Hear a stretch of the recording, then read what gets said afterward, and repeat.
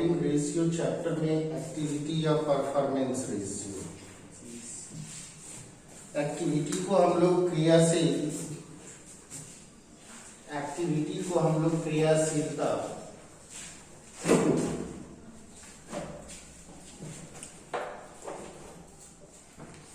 और परफॉर्मेंस को हम लोग निष्पादन अनुपात भी कहते हैं।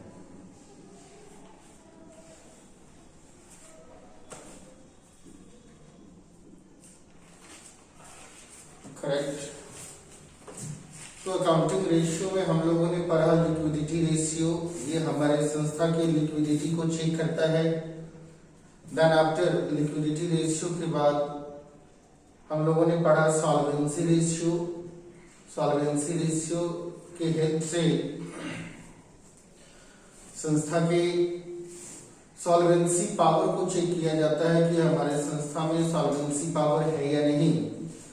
और सॉल्वेंसी रेशियो निकालने के बाद हम लोग अपने संस्था की परफॉर्मेंस को चेक करेंगे, कार्य निष्पादन को चेक करेंगे कि हमारे संस्था में जितने भी रिसोर्सेज हैं, जितने भी साधन हैं, चाहे वो कैपिटल हो, चाहे प्लांट हो, चाहे मशीन हो, चाहे रॉ मटेरियल हो, या फिर एचआर हो, ह्यूमन रिसोर्सेज हो, इन सारे संसाधनों का कुशलतम उपयोग हो रहा है या नहीं।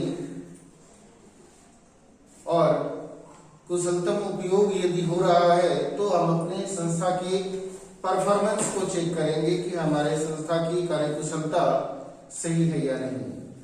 तो एक्टिविटी रेशियो या परफॉर्मेंस रेशियो के द्वारा हम ये चेक करते हैं कि हमारे संस्था का परफॉर्मेंस कैसा है, हमारे संस्था का परफॉर्मेंस या एक्टिविटी कुशलता पूर्वक और लाभदायकता पूर्वक है या नहीं है, मींस इफिशियंसी और प्रॉफिटेबिलिटी है या नहीं है। ये चेक करने के लिए हम लोग एक्टिविटी रेशियो निकालते हैं। एक्टिविटी रेशियो में हम लोग कई रेशियो निकालते हैं, जिसमें से फर्स्ट है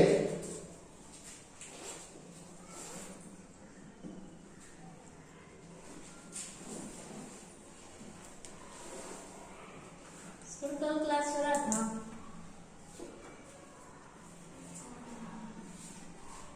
stock turnover ratio.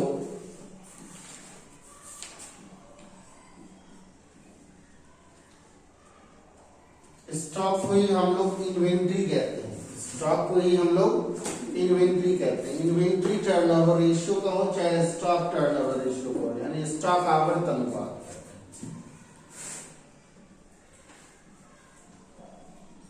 Second number में है dated turnover ratio.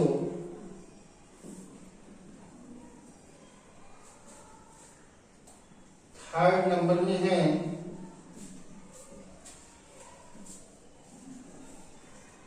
Average collection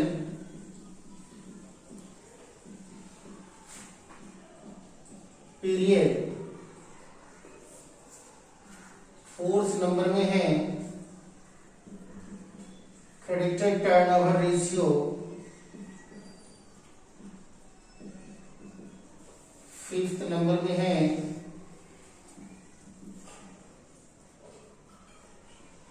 average payment period.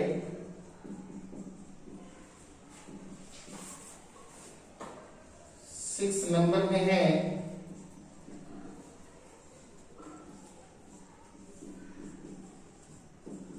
Working capital turnover ratio.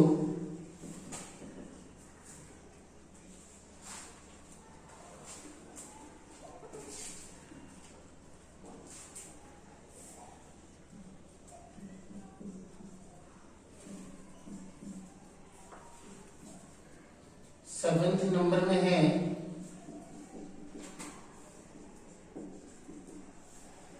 Fixed assets turnover ratio. और 8 नंबर में है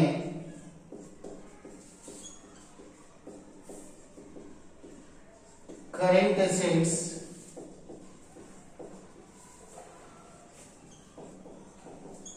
turnover ratio. Stock turnover ratio को हम लोग इन्वेंट्री टर्नओवर रेशियो भी कहते हैं।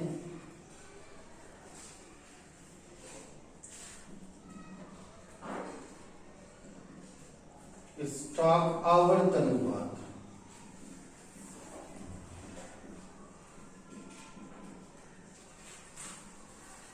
डेटर टर्नओवर रेशियो को हम लोग रिसीवेबल टर्नओवर रेशियो भी कहते हैं। आप इसको इस तरीके से भी लिख सकते हो, डेटर या रिसीवेबल।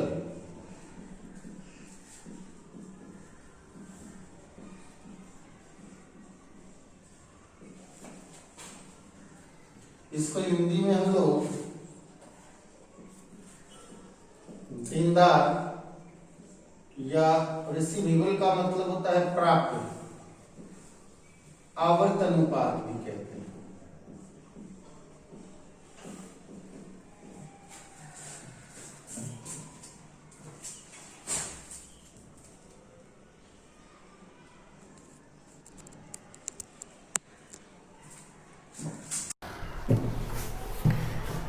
फिर है average collection period. Average collection period को हम लोग कहते हैं औसत संग्रह अवधि।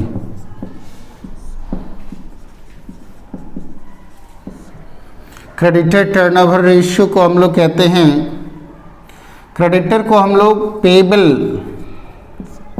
या तो क्रेडिटर टर्नओवर रेशियो कहो या तो पेबल टर्नओवर रेशियो कहो। पेबल टर्नओवर रेशियो मीन्स लेनदार या देय आवर्त अनुपात।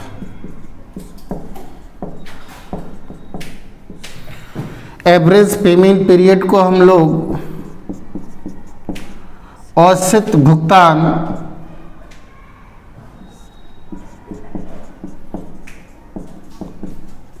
अवधि के नाम से जानते हैं। वर्किंग कैपिटल टर्नओवर रेशियो कार्यशील पूंजी आवर्त अनुपात। अस्थायी संपत्ति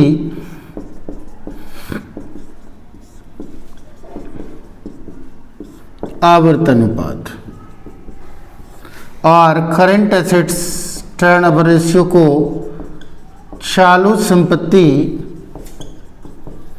आवर्त अनुपात कहते हैं। कुल मिलाकर यदि देखा जाए तो एक्टिविटी रेशियो में हम लोगों ने जितने रेशियो को इन्वॉल्व किया है, एक्टिविटी रेशियो में हम लोगों ने जितने रेशियो को इन्वॉल्व किया है, लगभग ये सारे रेशियो को यदि हम निकाल लेते हैं, जान लेते हैं, तो हम अपने संस्था के परफॉर्मेंस के बारे में अधिक से अधिक जानकारी ले पाएंगे। हमारी संस्था में फिक्स्ड एसेट्स का यूज सही ढंग से हो रहा है या नहीं हो रहा है, करंट एसेट्स सही ढंग से काम कर रहा है या नहीं कर रहा है, मैंने जितना वर्किंग कैपिटल इन्वेस्ट किया है, कार्यशील पूंजी इन्वेस्ट किया है, तो कार्यशील पूंजी का उपयोग कुशलतापूर्वक प्रभावशील ढंग से इफिशिएंसी और इफेक्टिवनेस तरीके से हो रहा है कि नहीं हो रहा है। एवरेज पेमेंट पीरियड हम अपने लेनदार से जितने का माल उधार खरीदे हैं, उस उधार खरीदने का पेमेंट, उसके बदले में मैंने पेमेंट कितने अवधि में किया है, शॉर्ट पीरियड में किया है या लॉन्ग पीरियड में किया है, लेनदारों को कितना धन चुकाना अभी बाकी रह गया है, मैंने देनदारों से कितना रुपया अभी तक कलेक्शन नहीं किया है, और देनदारों से रुपया कलेक्शन किया भी है तो एवरेज में कितने समय में मैंने कलेक्शन किया, मेरा कलेक्शन पावर क्या है, हम उधार की वसूली कितने समय में कर लेते हैं। तो ये सारे मैंने स्टॉक में जितना रुपया लगा रखा है, प्रति रुपये से मैंने कितने का सेल्स किया है, स्टॉक में मैंने जितना फंसाया है उसकी अपेक्षा मेरा सेल्स अधिक है या कम है, इन सारे चीज़ों का कंपेयर करने के लिए, इन सारे चीज़ों के बारे में जानने के लिए हम लोग एक्टिविटी रेशियो निकालते हैं। तो यदि एक्टिविटी रेशियो या परफॉर्मेंस रेशियो की बात आए तो परफॉर्मेंस को चेक करने के लिए हम लोग लगभग 8 रेशियो निकालते हैं ताकि हम अपने संस्था के परफॉर्मेंस को चेक कर सके, एक्टिविटी को चेक कर सके कि हमारे संस्था का परफॉर्मेंस और एक्टिविटी सही ढंग से है या नहीं है, मीन्स इफ़िशियंसी और इफ़ेक्टिवनेस के साथ साथ प्रॉफिटेबिलिटी है या नहीं है। चलो हम लोग बारी बारी से स्टडी करेंगे स्टॉक टर्नओवर रेशियो, उसके बाद डेटर या रिसीवेबल टर्नओवर रेशियो का भी।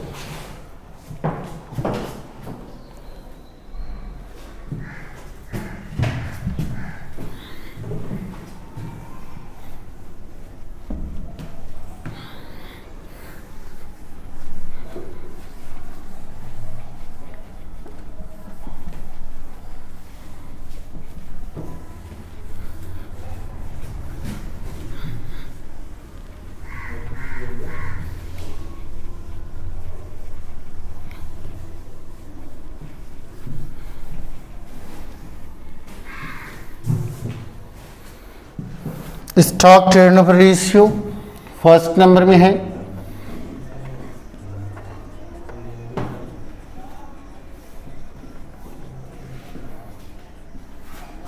कुछ लोग इसे इन्वेंट्री टर्नओवर रेशियो भी कहते हैं।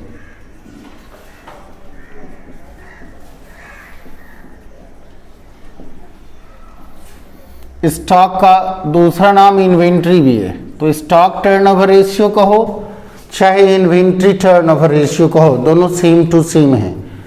चलो अब स्टॉक टर्नओवर रेशियो या इन्वेंट्री टर्नओवर रेशियो क्या है? तो स्टॉक टर्नओवर रेशियो या inventory turnover ratio cost of goods sold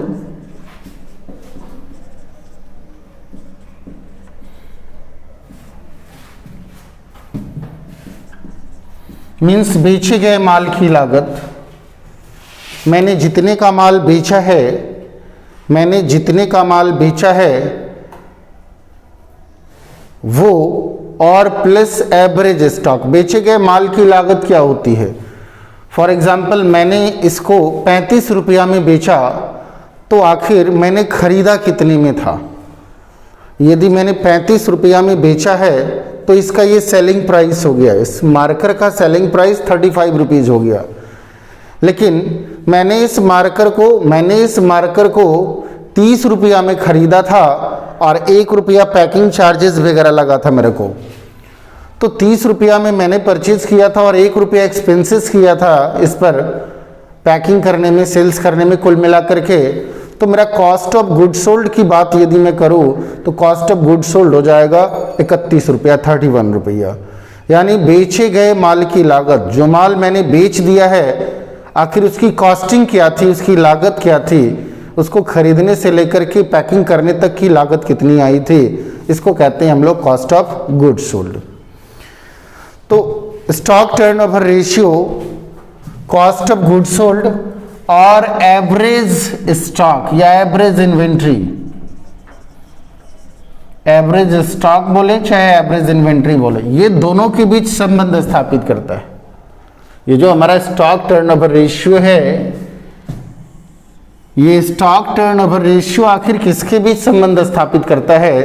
cost of good sold, बेचे गए माल की लागत, और एवरेज स्टॉक। एवरेज स्टॉक का मतलब होता है opening stock plus closing stock by 2, यानी कुल मिलाकर के मेरे पास कितना स्टॉक बच गया, कितना माल नहीं बिका।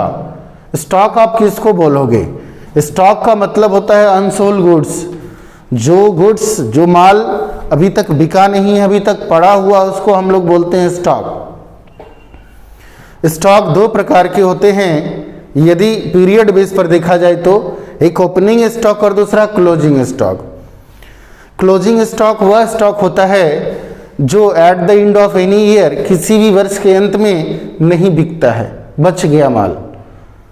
किसी भी वर्ष के अंत में, अकाउंटिंग पीरियड के अंत में बचे हुए माल को क्लोजिंग स्टॉक कहते हैं। ऐसा माल जो अभी तक बिका नहीं है वो क्लोजिंग है, और नेक्स्ट ईयर के लिए, वही अगले वर्ष के लिए वही माल ओपनिंग स्टॉक हो जाएगा, वही बचा हुआ माल ओपनिंग स्टॉक हो जाएगा। तो एवरेज स्टॉक का मतलब हमारे पास कुल कितना माल बच गया, बिका नहीं।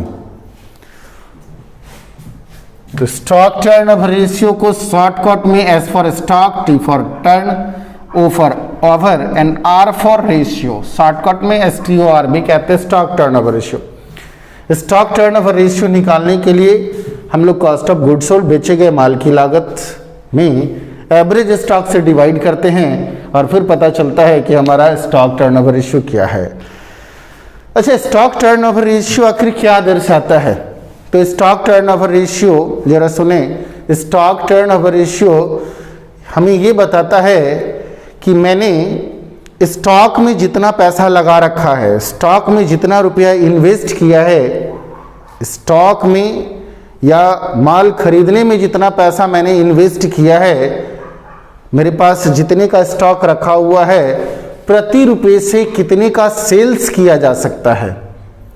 इसका मतलब है कि स्टॉक में लगाए गए रुपये से हम सेल्स कितना कर रहे हैं, अधिक कर रहे हैं या कम कर रहे हैं। तो स्टॉक टर्नओवर रेशियो जितना ही हाई होगा, अधिक होगा, ये समझा जाएगा कि मैंने जितने का स्टॉक रखा है उससे मैं ज़्यादा का सेल्स कर पा रहा हूँ। कुछ लोग स्टॉक कम रखते हैं फिर भी सेल्स ज़्यादा का करते हैं, कुछ लोग स्टॉक ज़्यादा भी रख लेते हैं फिर भी उसकी सेल्स नहीं होती है। तो ये रेशियो हमें बताता है कि स्टॉक के कंपेयर में मैंने सेल्स कितना किया, अधिक किया या कम किया।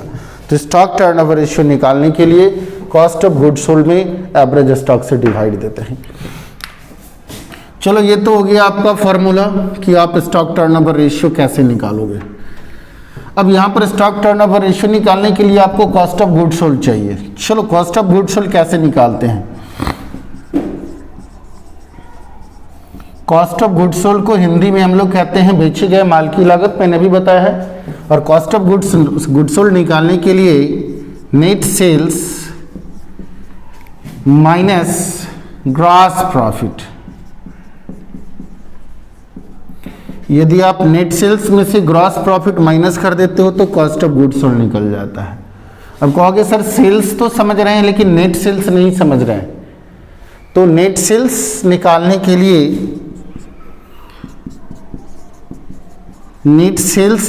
के लिए कैश सेल्स जितने का आपने नगद माल बेचा प्लस क्रेडिट सेल्स आपने जितने का माल उधार बेचा, दोनों को जोड़ दो। कैश सेल्स और क्रेडिट सेल्स दोनों को जोड़ दोगे तो निकलेगा total sales.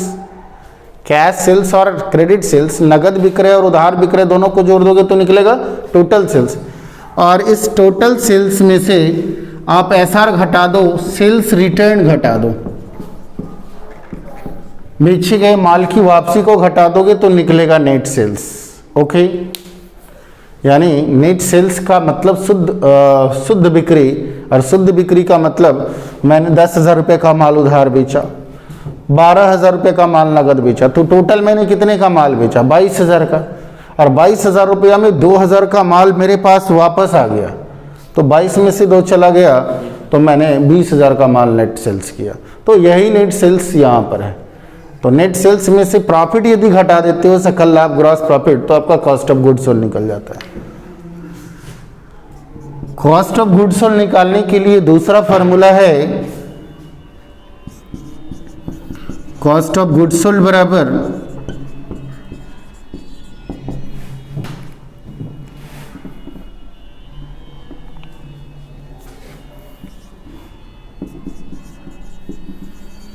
Opening stock plus net purchase. हम लोग नेट परचेज भी उसी तरीके से निकाल लेंगे जिस तरीके से नेट सेल्स निकाला है। नेट परचेज का मतलब cash purchase plus credit purchase minus purchase return. चलो, opening stock plus net purchase plus D.EXP direct expenses, प्रत्यक्ष व्यय। आपने 11th में पढ़ा होगा डायरेक्ट एक्सपेंसेस के बारे में कि माल परचेज करने से लेकर के कारखाने में तैयार करने और इवन पैकिंग करने तक के जितने भी खर्च होते हैं, उन सारे एक्सपेंसेस को हम लोग डायरेक्ट एक्सपेंसेस में शामिल करते हैं।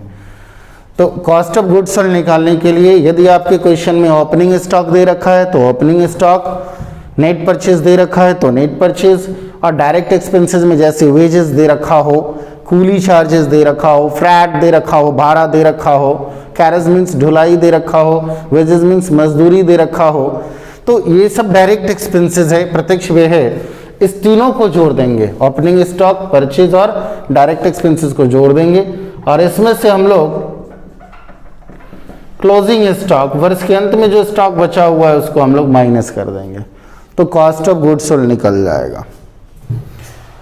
चलो, कॉस्ट ऑफ गुड्स सोल्ड का एक फार्मूला तो आपका ये हो गया, कॉस्ट ऑफ गुड्स सोल्ड बराबर net sales minus gross profit.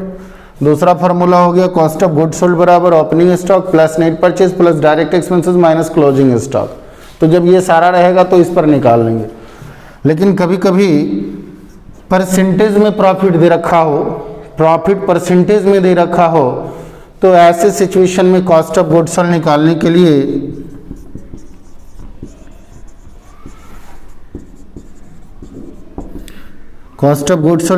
लिए हम लोग लिखेंगे net sales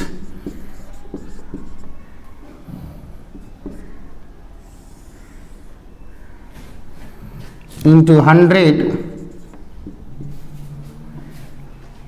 by 100 plus gross profit percentage या profit percentage. Cost of good sold बेचे गए माल की लागत निकालने के लिए आप ये फार्मूला भी यूज कर सकते हो, net sales into 100 by 100 plus profit percentage. और ये 100 प्लस प्रॉफिट, जैसे 10%, 20% लाभ, यदि लाभ प्रॉफिट रुपये में ना दे करके, प्रॉफिट यदि रुपये में ना दे करके प्रॉफिट यदि परसेंटेज में दे दे, तो हम लोग ये वाला फार्मूला यूज कर लेते हैं, नेट सेल्स इंटू 100 बटे 100 प्लस प्रॉफिट परसेंटेज। क्लियर है? तो कॉस्ट ऑफ गुड सोल्ड के लिए 3 फार्मूला आपके पास है, तीनों में से कोई भी फार्मूला यूज कर सकते हो सिचुएशन देखने के बाद। अब मान लेते हैं कि परसेंटेज में प्रॉफिट रहेगा और तुम ये वाला फार्मूला यूज करोगे तब तो नहीं निकलेगा। क्या प्रॉफिट परसेंटेज में नहीं है, रुपया में है, तो ये वाला फार्मूला यूज करोगे तो भी नहीं निकलेगा। तो सिचुएशन देख करके आप कॉस्ट ऑफ गुड सोल्ड का फार्मूला यूज कर लेंगे। ठीक है, चलो अब एवरेज स्टॉक की बात करें। एवरेज स्टॉक, यहां देखो एवरेज स्टॉक, एवरेज का मतलब होता है औसत। तो एवरेज स्टॉक बराबर opening stock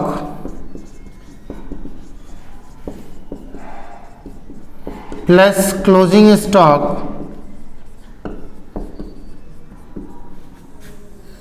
by 2। Opening stock और क्लोजिंग स्टॉक को जोड़ दें और 2 से डिवाइड कर दें, आपको एवरेज स्टॉक निकल जाएगा या एवरेज इन्वेंट्री निकल जाएगा।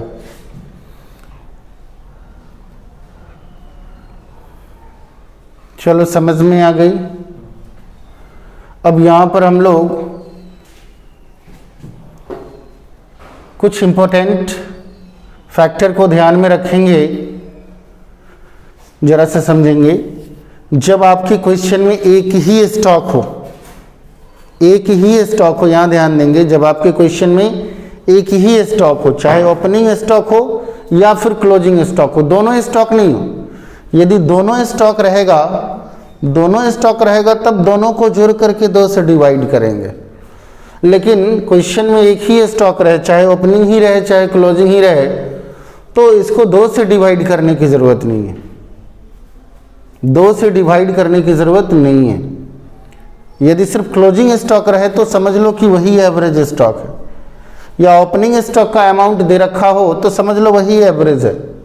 2 से डिवाइड तब करेंगे जब आपके पास ओपनिंग और क्लोजिंग दोनों ही इन्वेंट्री या स्टॉक अवेलेबल हो, तब दोनों को जोड़ करके 2 से डिवाइड कर देंगे। और कोई एक स्टॉक रहा तो 2 से डिवाइड करने की जरूरत नहीं है। कोई डाउट? समझ में आ गई बात? अच्छा,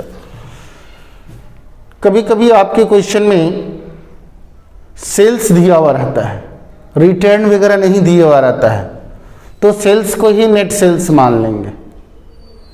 आपके क्वेश्चन में cash sales, credit sales, sales return कुछ नहीं दे रखा है, सिर्फ सेल्स दे रखा है। तो अब ये मत समझ लेना कि सर सेल्स दे रखा है तब तो फिर रिटर्न होना चाहिए, ऐसी कोई बात नहीं है।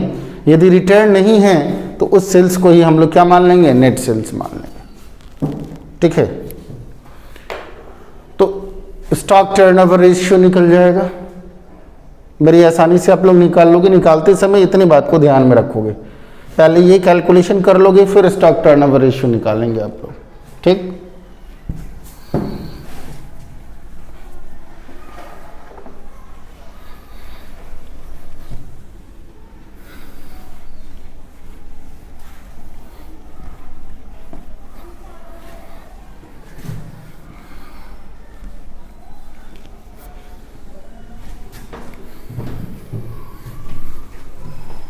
चलो स्टॉक टर्नओवर रेशियो के बाद मैंने लिखाया था डेटर या रिसीवेबल टर्नओवर रेशियो, है ना।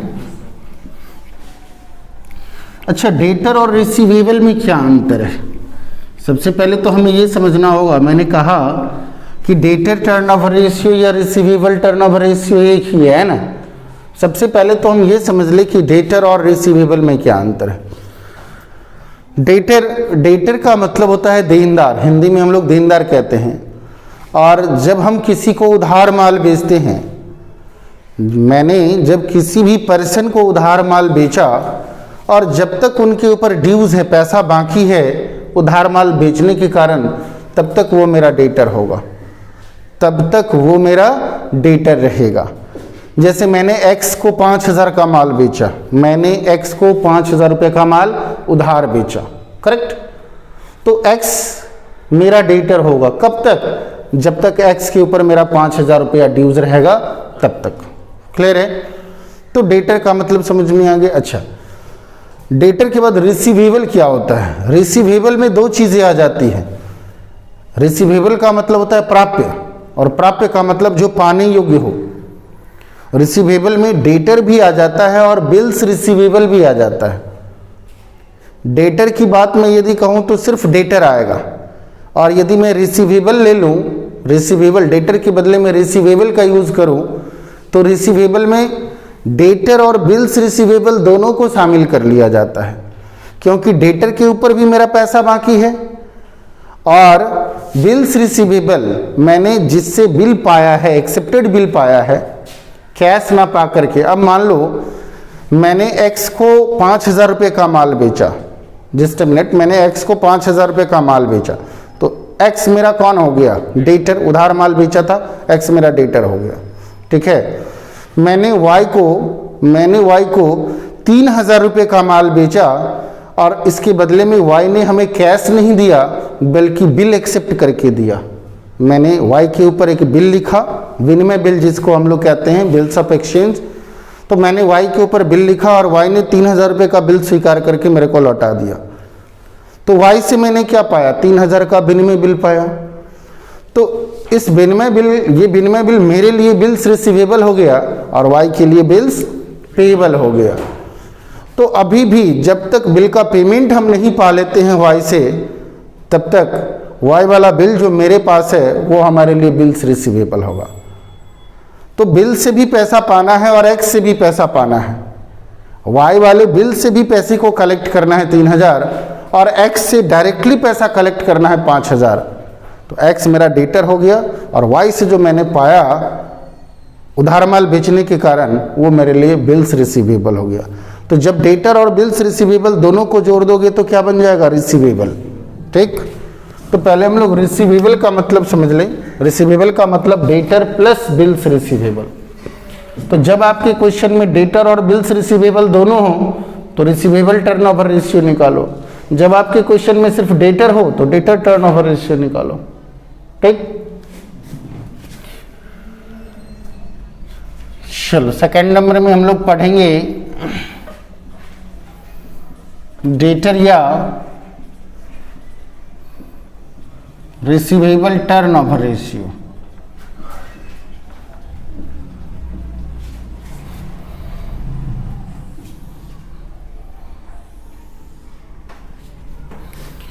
यदि अलग अलग फार्मूला लें तो वही चीज हो जाएगा। देखो जरा सा, डेटर टर्नओवर रेशियो,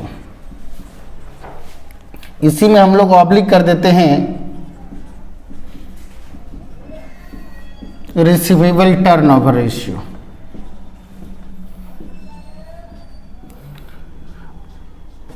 अब कंफ्यूज ना हो कब डेटर टर्नओवर रेशियो लिखेंगे और कब रिसीवेबल टर्नओवर रेशियो लिखेंगे। आप अपने क्वेश्चन में देखो, यदि आपके क्वेश्चन में सिर्फ डेटर लिखा हुआ है तो हम लोग डेटर टर्नओवर रेशियो निकालेंगे। आपके क्वेश्चन में डेटर और बिल्स रिसीवेबल दोनों लिख रहा है, आपके क्वेश्चन में डेटर भी दे रखा है और बिल्स रिसीवेबल का भी बैलेंस दे रखा है, तो हम लोग डेटर नहीं तो हम लोग रिसीवेबल टर्नओवर रेशियो निकालेंगे। क्लियर है? तो डेटर या receivable turnover ratio is equal to होता है net credit sales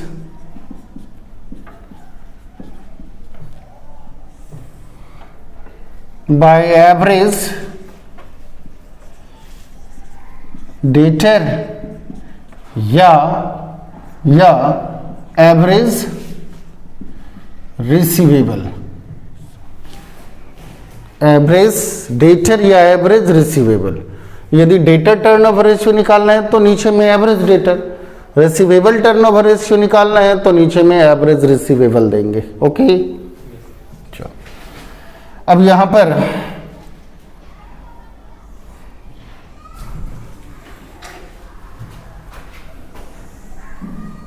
debtor turnover ratio निकालने के लिए कौन कौन सा फार्मूला आपके लिए रिक्वायरमेंट होगा जरा सा देख लें।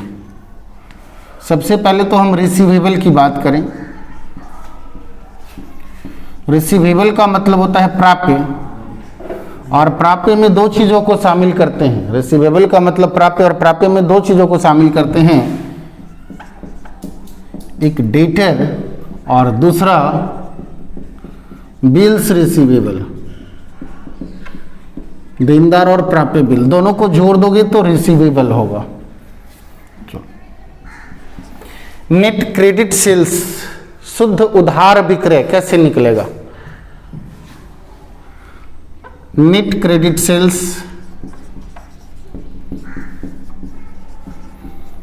क्रेडिट का मतलब उधार, नेट का मतलब शुद्ध, सेल्स का मतलब विक्रय, कैसे निकलेगा? तो नेट क्रेडिट सेल्स निकालने के लिए आप टोटल सेल्स, आपके क्वेश्चन में टोटल सेल्स दे रखा है, कुल विक्रय, तो टोटल सेल्स में से दो चीज़ों को घटा दो। किसको किसको घटा दोगे? यदि टोटल सेल्स में से कैश सेल्स को घटा देते हैं, नगद विक्रय को घटा देते हैं, कुल विक्रय में से नगद को घटा देते हैं, तो बाकी जो विक्रय बचेगा वो उधार विक्रय होगा। क्या? तो टोटल सेल्स में से कैश सेल्स, नगद विक्रय और सेल्स रिटर्न, विक्रय वापसी, चूंकि नेट क्रेडिट सेल्स है ना, नेट निकालने के लिए रिटर्न घटाना पड़ेगा। नेट निकालने के लिए सेल्स में से सेल्स रिटर्न घटाना पड़ेगा, तभी शुद्ध विक्रय होगा। मैंने 25 लाख रुपए का माल बेच दिया और 5 लाख रुपए का माल वापस आ गया, तो मैंने माल कितने का बेचा? यदि पूछा जाएगा सेल्स कितने का हुआ, तो मैंने कहा 25 लाख का, और मैंने कहा कि नेट सेल्स कितने का हुआ, शुद्ध विक्रय कितने का हुआ, तो 25 लाख में से जो 5 लाख रिटर्न आ गया उसको घटा दो, 20 लाख का हो गया। करेक्ट? तो नेट की बात हो तो नेट निकालने के लिए सेल्स में से सेल्स रिटर्न घटाना पड़ेगा। ठीक है?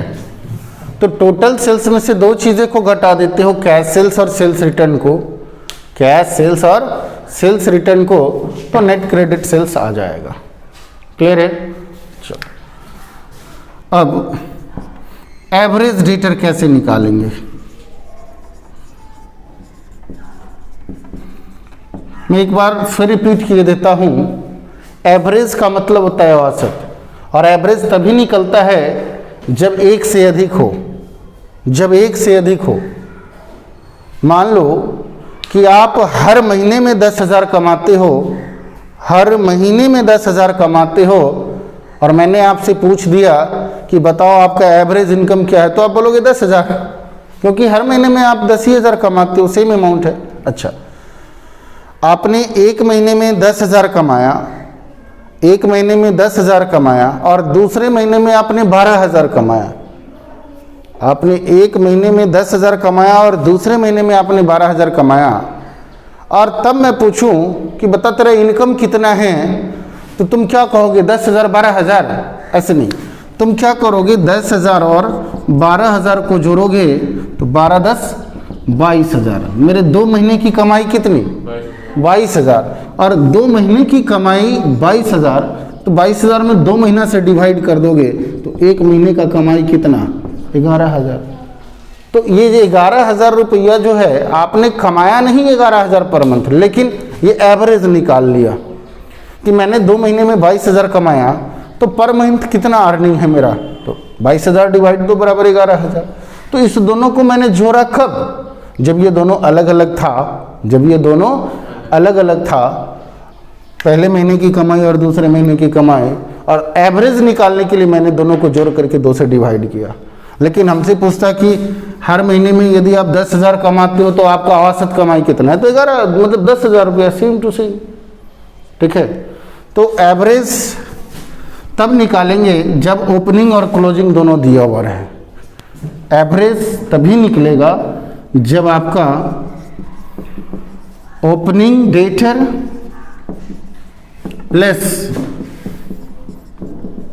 क्लोजिंग डेटर दिया। एवरेज डेटर तभी निकलेगा जब डेटर का ओपनिंग और डेटर का क्लोजिंग दोनों अलग अलग बैलेंस दे रखा हो, दोनों को जोड़कर 2 से डिवाइड कर ले, दोनों को जोड़ करके 2 से डिवाइड कर ले, आपका एवरेज डेटर निकलेगा। और तुम सोच रहे होगे कि सर एवरेज डेटर, अच्छा एवरेज रिसीवेबल रहेगा तो क्या होगा, रिसीवेबल का मतलब क्या होता है ये तो आपको पता है, दोनों रिसीवेबल में दोनों आ जाता है। चलो, तो यदि एवरेज डेटर की जगह आपको रिसीवेबल का यूज करना पड़े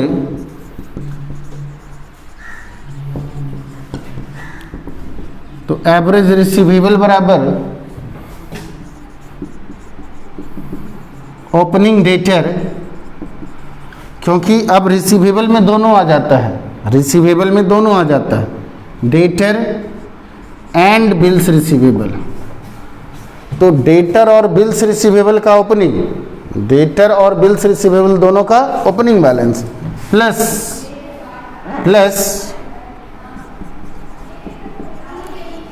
क्लोजिंग डेटर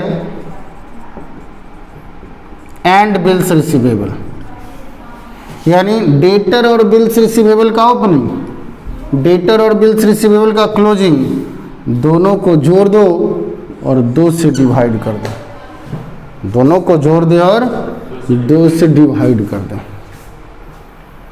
कोई डाउट?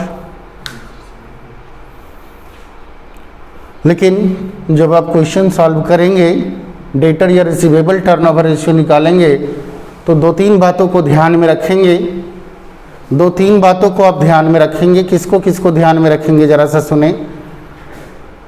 जब आपके क्वेश्चन में सेल्स दे रखा हो, सीधे सेल्स दे रखा हो और कैश सेल्स वगैरह कुछ नहीं लिखा हो, तो आप उसी सेल्स को क्रेडिट सेल्स मान लेंगे। आपके क्वेश्चन में सीधे डायरेक्टली सेल्स लिख दिया है और उसमें कैश और क्रेडिट वाली बात कुछ नहीं लिखा हुआ है, रिटर्न भी नहीं है, तो आप उसी सेल्स को ही क्या मान लेंगे, नेट क्रेडिट सेल्स मान लोगे। एक पहली बात। दूसरी बात, आप एवरेज तभी निकालोगे, आप एवरेज तभी निकालोगे जब इस दोनों का ओपनिंग और उस दोनों का क्लोजिंग दोनों मालूम हो तब। यदि सिर्फ ओपनिंग मालूम हो या सिर्फ क्लोजिंग डेटर या क्लोजिंग बिल्स रिसीवेबल मालूम हो, तो आप डेटर और बिल्स रिसीवेबल को जोड़ देना, वही एवरेज हो जाएगा। 2 से डिवाइड करने की ज़रूरत नहीं है। 2 से डिवाइड हम तभी करेंगे जब 1 तारीख का बैलेंस दिया हुआ रहे और 31 तारीख का बैलेंस दिया हुआ रहे। यानी यदि फाइनेंशियल ईयर है तो 1/4 ओपनिंग हो गया और 31 मार्च क्लोजिंग हो गया, तो 1 अप्रैल का अलग बैलेंस दे रखा हो दोनों का और 31 मार्च का अलग बैलेंस दे रखा हो दोनों का, तो समझेंगे कि ओपनिंग और क्लोजिंग दोनों हैं, तब दोनों को जोड़ करके 2 से डिवाइड करेंगे। और यदि सिर्फ ओपनिंग डेट का या क्लोजिंग डेट का डेटर और बिल्स रिसीवेबल हो, तो दोनों को जोड़ दे, 2 से डिवाइड करने की ज़रूरत नहीं है। क्लियर है? तो क्वेश्चन सॉल्व करते समय ये 2-3 बातों को ध्यान रखेंगे, तभी क्वेश्चन सॉल्व करेंगे। ठीक, मैंने ये नहीं बताया कि डेटर या रिसीवेबल टर्नओवर रेशियो क्यों निकालते हैं, हमें डेटर या रिसीवेबल टर्नओवर रेशियो से क्या पता चलता है, तो सुन लें। डेटर या रिसीवेबल टर्नओवर रेशियो हमें ये बताता है कि उधार विक्रय, नेट क्रेडिट सेल्स, उधार विक्रय का कितना भाग असंग्रहित रह गया है। मतलब मैंने जितना माल उधार बेचा, जिन जिन लोगों को उधार माल बेचा, उससे कितना वसूल हो गया ये नहीं, अभी तक मेरा कितना पैसा फंसा हुआ है, अभी तक देनदारों के ऊपर अभी तक कितना रुपया बाकी है, कलेक्शन नहीं हो पाया है, अनकलेक्टेड अमाउंट को बताता है डेटर या रिसीवेबल टर्नओवर रेशियो। क्लियर है? डेटर या रिसीवेबल टर्नओवर रेशियो हमें ये बताता है कि हमारी संस्था ने जो क्रेडिट सेल्स किया है, उधार माल बेचा है, उससे कितना, उसका कितना भाग वसूल नहीं हो पाया, पैसा कलेक्शन नहीं हो पाया है, ये बताता है डेटर या रिसीवेबल टर्नओवर रेशियो। डेटर या रिसीवेबल टर्नओवर रेशियो का फॉर्मूला का जस्ट अपोजिट है average collection period.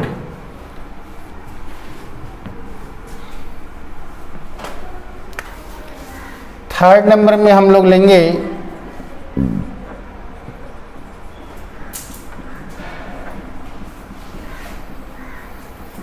Average collection period, यानी औसत वसूली अवधि। औसत वसूली अवधि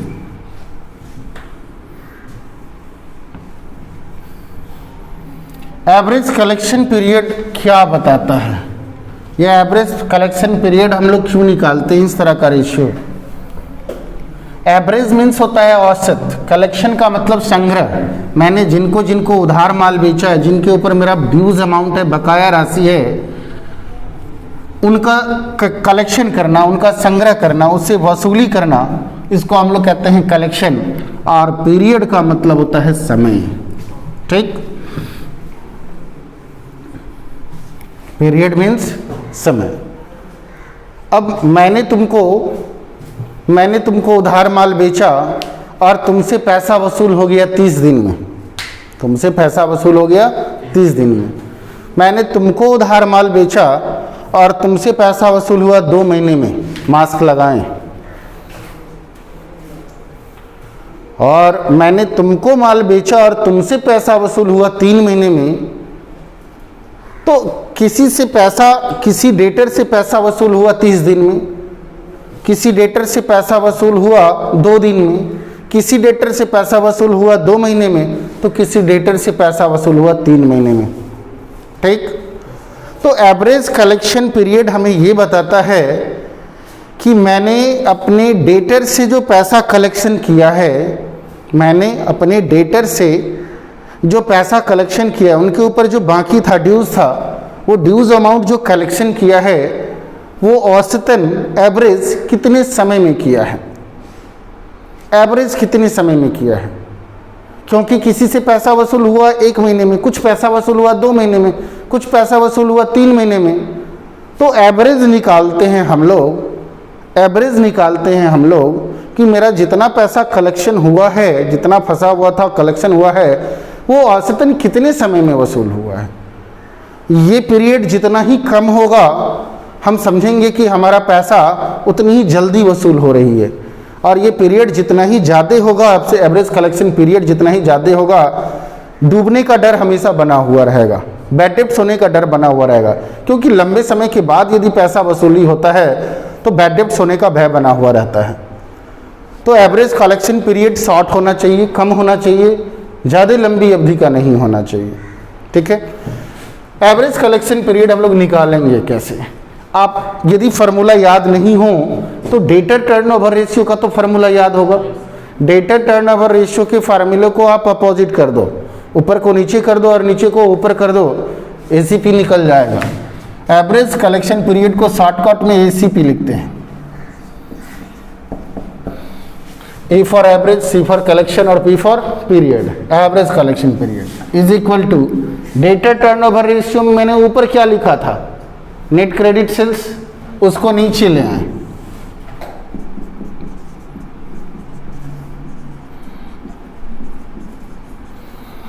नेट क्रेडिट सेल्स नीचे आ गया और एवरेज डेटर मैंने लिखा था नीचे उस फार्मूले में, इसको ऊपर लिया है। यस, एवरेज डेटर या रिसीवेबल रहे, बीआर भी रहे तो डेटर की जगह एवरेज रिसीवेबल का यूज करें।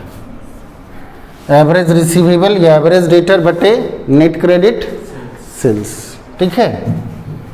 इनटू, अब जरा सा देखें, अब average collection period, average collection period यदि महीने में निकालना हो, 1 महीना 2 महीना 3 महीना, आंसर महीने में जानना हो एवरेज, तो हम लोग 12 से मल्टीप्लाई करेंगे। यदि एवरेज कलेक्शन पीरियड मेरे को सप्ताह में जानना हो कितने वीक है, तो हम लोग 52 से मल्टीप्लाई करेंगे। इतना बाई इतना इंटू 52, क्योंकि 52 सप्ताह का 1 साल होता है। ये ईयरली फार्मूला है, ठीक है। ऐसे यदि किसी से मल्टीप्लाई नहीं करोगे, डायरेक्ट डिवाइड करोगे, तो जो आंसर आएगा वो ईयर में आएगा, ठीक है। लेकिन पैसा वसूली ईयर में नहीं होता है, महीने में होता है, सप्ताह में होता है या दिन में होता है। और यदि आपको महीने में नहीं निकालना है, सप्ताह में नहीं निकालना है, दिन में निकालना है आंसर कि कितने दिन में पैसा कलेक्शन हो गया, तो आप 365 से मल्टीप्लाई करें। और तीनों से मत कर देना, महीना में आंसर जानना हो तो 12, सप्ताह में आंसर, वीक में आंसर जानना हो तो 52, और दिन में आंसर जानना हो तो 365 से मल्टीप्लाई कर देना। क्लियर है। एवरेज डेटर कैसे निकलेगा ये मालूम है, पिछले फार्मूला मैंने बताया था। नेट क्रेडिट सेल्स कैसे निकलेगा वो भी मालूम है, पिछले फार्मूला में मैंने बताया था। चलो अब आ जाए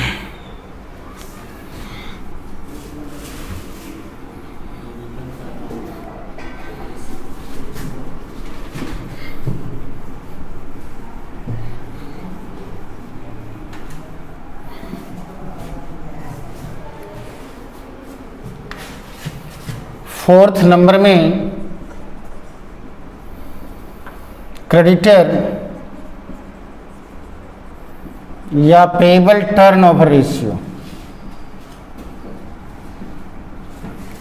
लेनदार या देय आवर्त अनुपात, क्रेडिटर या पेबल टर्नओवर रेशियो। चलो, क्रेडिटर या payable turnover ratio same to same debtor turnover ratio. Debtor turnover ratio, creditor turnover ratio दोनों एक ही है, एक चीज बदलता है। डेटर टर्नओवर रेशियो में सेल्स और डेटर का यूज करते हैं, इसमें परचेज और क्रेडिटर का यूज करेंगे, बाकी फार्मूला वही है। Net credit purchase, debtor turnover ratio में क्या यूज किए थे, नेट क्रेडिट सेल्स, और यहां पर यूज करेंगे net credit purchase by average creditor या एवरेज पेएबल। कभी हम लोग एवरेज क्रेडिटर लिखेंगे तो कभी हम लोग एवरेज पेएबल लिखेंगे। जब क्रेडिटर टर्नओवर रेशियो निकालेंगे तो एवरेज क्रेडिटर, और जब पेएबल टर्नओवर रेशियो निकालेंगे तो एवरेज पेएबल। कहोगे सर पेएबल क्या है? पेएबल में दो चीज़ों को शामिल करते हैं हम, पेएबल में दो चीज़ों को शामिल करते हैं, एक क्रेडिटर और एक बिल्स पेएबल। एक क्रेडिटर मीन्स मेरे ऊपर जिन लोगों का बाकी है, और दूसरा बिल्स पेएबल मेरे ऊपर जिनका बाकी था और इसके बदले में मैंने जिनको बीपी स्वीकार करके दिया, बिल स्वीकार करके दिया, वो मेरे लिए बिल्स पेएबल। ठीक, तो क्रेडिटर और बिल्स पेएबल दोनों को शामिल करोगे तो पेएबल बन जाएगा। यानी पेएबल बराबर क्रेडिटर प्लस बिल्स पेएबल। यदि दोनों को जोड़ेंगे, क्रेडिटर और बिल्स पेएबल दोनों को जोड़ेंगे तो पेएबल बन जाएगा। चलो, नेट क्रेडिट परचेज कैसे निकालोगे?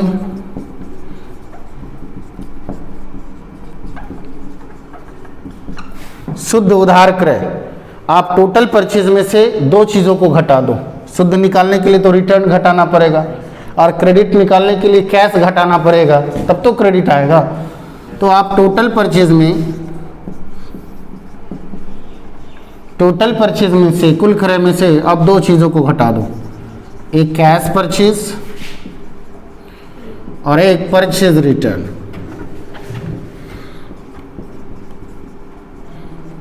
ये दोनों को आप माइनस कर दो तो नेट क्रेडिट परचेज आ जाएगा। एवरेज क्रेडिटर कैसे निकालोगे? मैंने एवरेज के बारे में थोड़ा देर पहले भी बताया कि एवरेज तभी होगा जब ओपनिंग डेट का और क्लोजिंग डेट का क्रेडिटर मालूम हो तब, और एक ही क्रेडिटर मालूम हो तो एवरेज निकालने की ज़रूरत नहीं, उसी को एवरेज मान लेंगे, तब दो से डिवाइड करने की ज़रूरत नहीं है। तो एवरेज क्रेडिटर बराबर ओपनिंग डेट का क्रेडिटर प्लस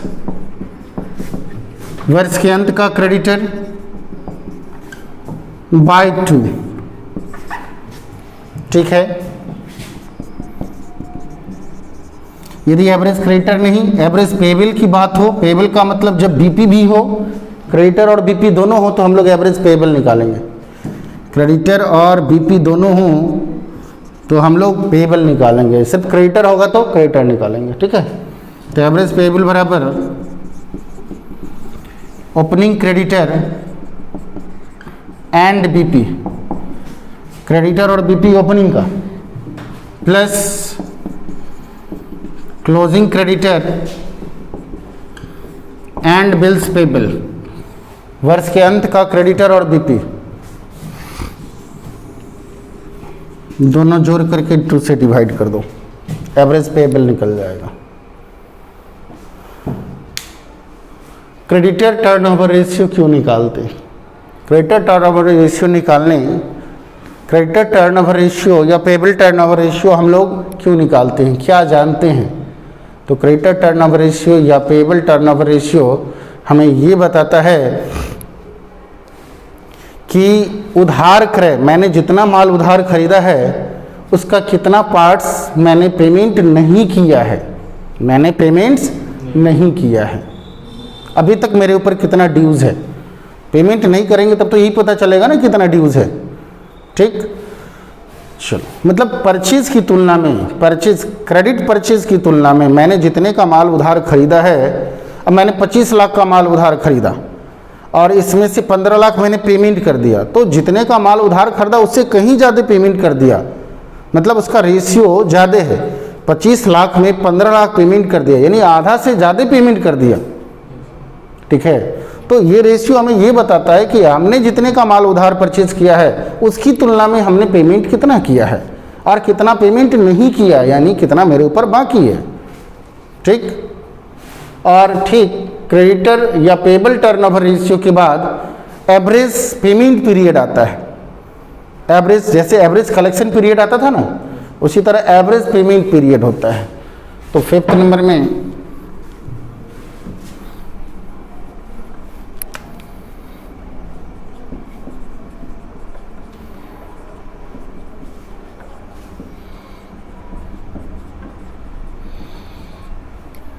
औसत भुगतान अवधि, एवरेज पेमेंट पीरियड का मतलब औसत भुगतान अवधि। चलो, एवरेज पेमेंट पीरियड हमें क्या बताता है पहले ये समझो। Average payment period, average payment period हमें ये बताता है, अब मैंने जैसे एवरेज कलेक्शन पीरियड का उल्टा, एवरेज पेमेंट पीरियड का मतलब जैसे मैंने इसको 3 दिन में पेमेंट कर दिया, मैंने तुमसे उधार माल खरीदा था 15 दिन में पेमेंट कर दिया, मैंने उससे उधार माल खरीदा था 25 दिन में पेमेंट कर दिया, मैंने उससे उधार माल खरीदा था और मैंने उसको 2 महीना लगाया पेमेंट करने में। अच्छा, एक बात बताओ, मास्क कहाँ लगाते हैं, नाक के ऊपर में कि नाक के नीचे में, ऐसे करके ये मास्क लगाने का तरीका है। मतलब सांस मुंह से लेते हो या नाक से लेते हो? मुंह से लेते हो। तो नाक से लेते हो तो प्रदूषित वायु जो है, वायरस का कण जो है, वो नाक से अंदर जाएगा कि मुंह से जाएगा, ये बताओ। तो फिर ये ऐसा गलती मत करो, ये तुम्हारा प्रॉब्लम है, हम लोग भी लगा रहे हैं, आप लोग भी लगाइए, ठीक है।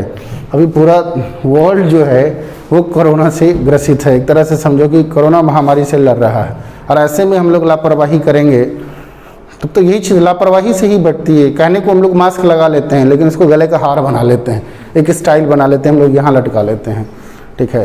सांस नाक से लेते हैं तो नाक को ढके, ठीक, कभी कभी मुंह से भी सांस लेते हैं तो मुंह को ढके, ठीक है। और मास्क बहुत ही सेफ्टी चीज़ है हम लोगों के लिए, ठीक है। और तो कोई दवा अभी तक निकला नहीं है, हम लोग प्रिकॉशन करें, बचाव करें। हाँ जी जी, आपको मालूम हो गया दिल्ली में वैक्सीन निकल गया। ठीक है, कोई बात नहीं है। चलिए, एवरेज पेमेंट पीरियड की बात मैं कर रहा था। एवरेज पेमेंट पीरियड जो हो गया वो औसत भुगतान अवधि, मीन्स ये दर्शाता है कि हमने जो पेमेंट किया अपने लेनदारों को तो औसतन कितने समय में किया। मैंने किसी को पेमेंट, मैंने भी बताया ना, मैंने किसी को पेमेंट 3 दिन में किया, किसी को पेमेंट 12 दिन में किया, तुमको पेमेंट 25 दिन में किया, उसको पेमेंट 2 महीने में किया। तो औसतन एवरेज में हमने पेमेंट कितने दिन में किया, कितना जल्दी पेमेंट कर देते हैं। ये अवधि जितनी ही लंबी होगी, समझेंगे कि मैं पेमेंट बहुत लेट से कर रहा हूँ, हमारी सॉल्वेंसी पावर सही नहीं है। और पेमेंट का जो पीरियड होगा जितना शॉर्ट होगा, जितना कम होगा, हम समझेंगे कि हमारे ऊपर जितने का बाकी है क्रेडिटर लोग का पेमेंट हम बहुत जल्दी कर रहे हैं, अच्छे सिचुएशन में। तो average payment period APP, average payment period, shortcut में हम लोग लिखते हैं बराबर क्रेडिटर टर्नओवर रेशियो का उल्टा कर दो, एवरेज क्रेडिटर बाय, या यदि बीपी है तो average payable by net credit purchase. Net credit purchase कैसे निकालोगे ये मालूम होना चाहिए। एवरेज क्रेडिटर या पेएबल कैसे निकालोगे ये यहाँ पर है, ठीक। अब यदि महीना में निकालना है तो 12 से मल्टीप्लाई करो, डेज में निकालना है तो 365 से मल्टीप्लाई करो, और यदि वीक में निकालना है तो 52 से मल्टीप्लाई करो, ठीक है। इस पर क्वेश्चन बनेंगे। नेक्स्ट वीडियो में हम लोग पढ़ेंगे एवरेज पेमेंट पीरियड के ठीक बाद working capital turnover ratio, fixed assets turnover ratio, current assets turnover ratio. ये 3 रेशियो बच गया है जो कि नेक्स्ट वीडियो में हम लोग कवर करेंगे। फिलहाल इस पर आपका बुक का क्वेश्चन बहुत ही आसानी से बन सकता है, और क्वेश्चन नंबर है 23, 24, 25, 26 का ए, 26 का बी, 26 का सी, 27, 28, 29, 30, बहुत सारा क्वेश्चन बन सकता है। कुल मिलाकर के यदि आप क्वेश्चन बनाते हैं उस पर तो 38 तक क्वेश्चन बनता है, यानी 23 to 38 आप लोग क्वेश्चन सॉल्व करेंगे। नेक्स्ट वीडियो में हम लोग क्वेश्चन चेक भी करेंगे, और जो क्वेश्चन नहीं सॉल्व हो रहा है उसका हिंट्स भी करेंगे, ठीक है। फिलहाल के लिए लोग निकल सकते हैं।